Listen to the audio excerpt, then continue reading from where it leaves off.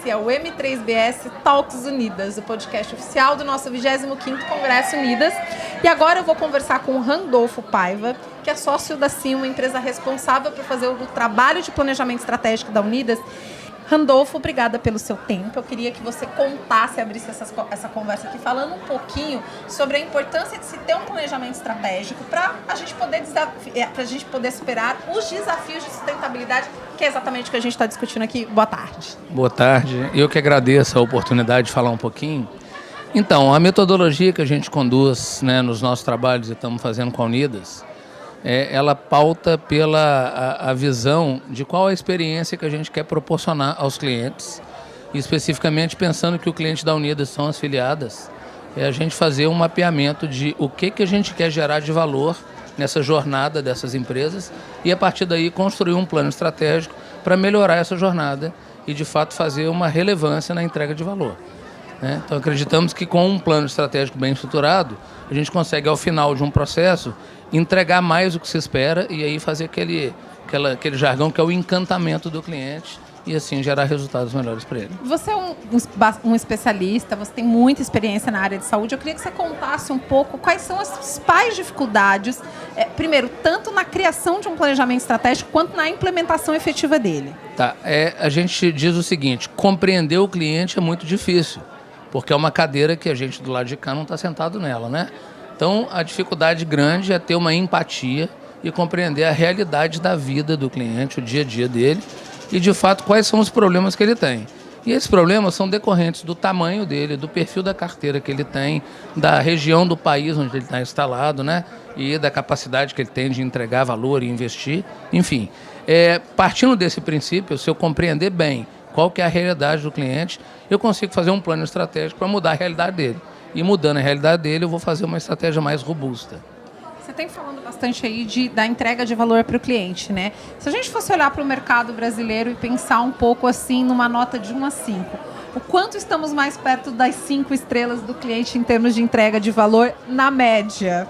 Olha, sem provocar muitas pessoas, eu acho que a gente está num nível muito incipiente ainda, né? Se a gente pensar que essa nota aí vai dar a maturidade em gestão das empresas, eu acho que a grande maioria, embora aborde o tema saúde, ainda está falando da doença.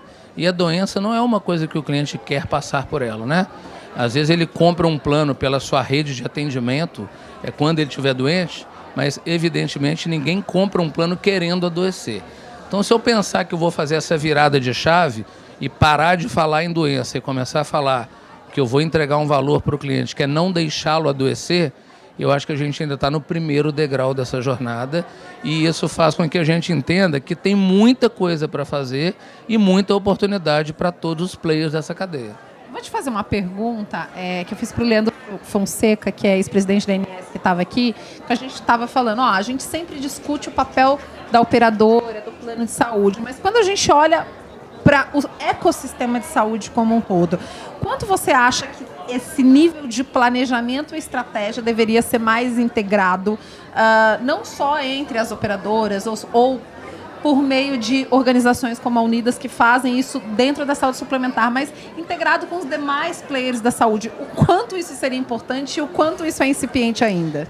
Eu penso que a sua pergunta, eu consigo respondê-la com simplicidade dizendo o seguinte: na cadeia que os planos de saúde estão inseridos, tem um grupo que está vivendo, querendo gerar saúde para os pacientes.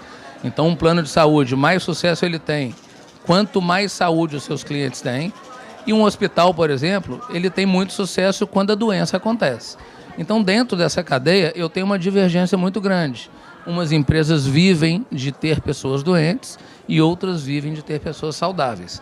O que eu penso tem que ter uma transformação na cadeia por completo, onde todos ganhem por evitar que as pessoas adoeçam.